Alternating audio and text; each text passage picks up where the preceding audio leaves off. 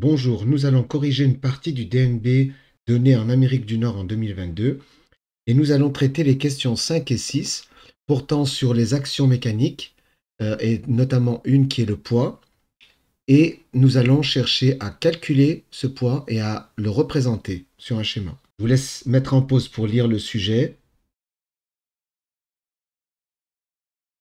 On nous demande, après l'atterrissage, le rover reste immobile, donc ça c'est très important, pendant plusieurs jours, le temps de vérifier le bon fonctionnement des instruments scientifiques embarqués.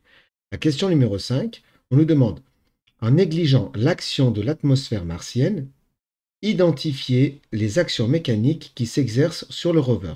Comme le mouvement est immobile, ça veut dire que le rover va être attiré vers le bas par la planète Mars. Ainsi, on va avoir une action gravitationnelle liée à Mars, qui n'est ni plus ni moins que son poids. Donc, première chose,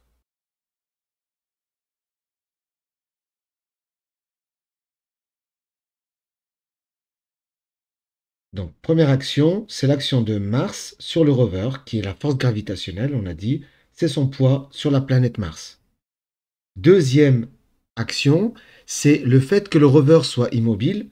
Le rover ne s'enfonce pas sous terre. Donc c'est la réaction.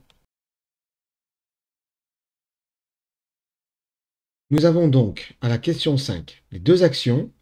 L'action de Mars sur le rover, qui est le poids, c'est la force gravitationnelle, et la réaction du sol martien, c'est-à-dire pour ne pas que le rover s'enfonce dans la Terre de Mars, et on va noter ça, la R pour réaction.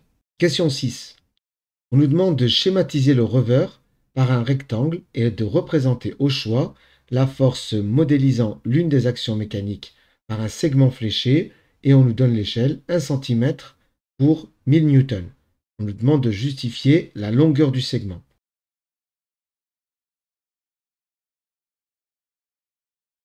Le sol martien, le rover, qu'on nous demande de représenter par un rectangle. Et maintenant, on sait que on va avoir une force vers le bas, qu'on va appeler le poids, et une force, une réaction, le fait que le rover ne s'enfonce pas dans le sol martien, ça empêche, ça s'oppose au poids, puisqu'on nous dit que le rover est immobile. Ça veut dire qu'il est à l'équilibre. Si on est à l'équilibre, ça veut dire que la somme des forces qui s'appliquent sur le solide est nulle. Ça veut dire opposées, même direction, et opposées l'une et l'autre. Question, comment on va déterminer la taille de ce segment, de cette flèche, ainsi que celle-là? Déjà, on sait qu'elles auront la même taille, puisqu'elles sont opposées. Et pour déterminer la taille, on va utiliser la formule donnant le poids. Donc on va s'intéresser au poids. Le poids est donné par la formule P égale mg, m fois g. M, la masse du rover, g, l'accélération de pesanteur sur Mars. Est-ce qu'on a ces deux informations?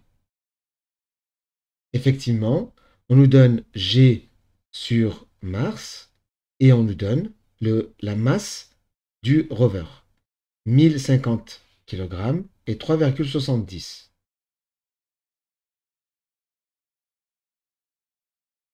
Ainsi, on va faire l'application numérique.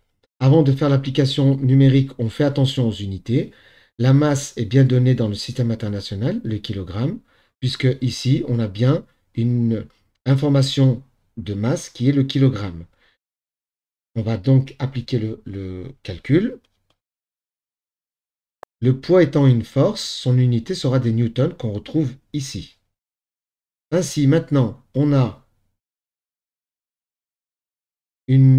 un poids qui fait 3906 newtons. Et comme on nous dit dans l'énoncé que 1 cm représente 1000 newtons, nous, on en a 3906. On peut présenter ça sous forme de tableau si vous préférez.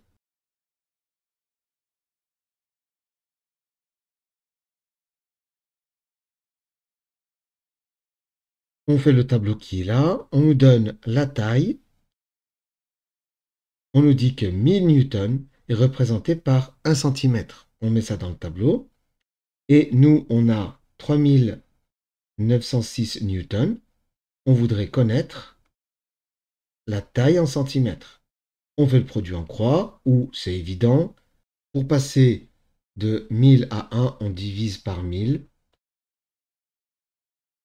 Ainsi, le point d'interrogation sera 3906 divisé par 1000, c'est-à-dire 3,906. La taille de la flèche fera 3,906 cm. Donc, cette flèche-là, il faudra respecter, quand vous allez faire la représentation, il faudra faire une flèche de 3,9 cm.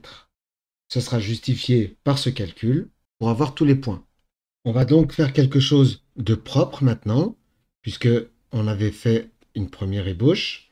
Le rectangle qui représente le rover, le sol martien, et on décide de représenter, par exemple en bleu, le poids. On prend sa règle, on mesure une taille de 3,9 cm, on marque le poids.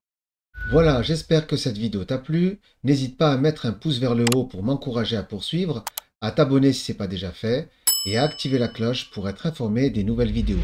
Allez, bon courage!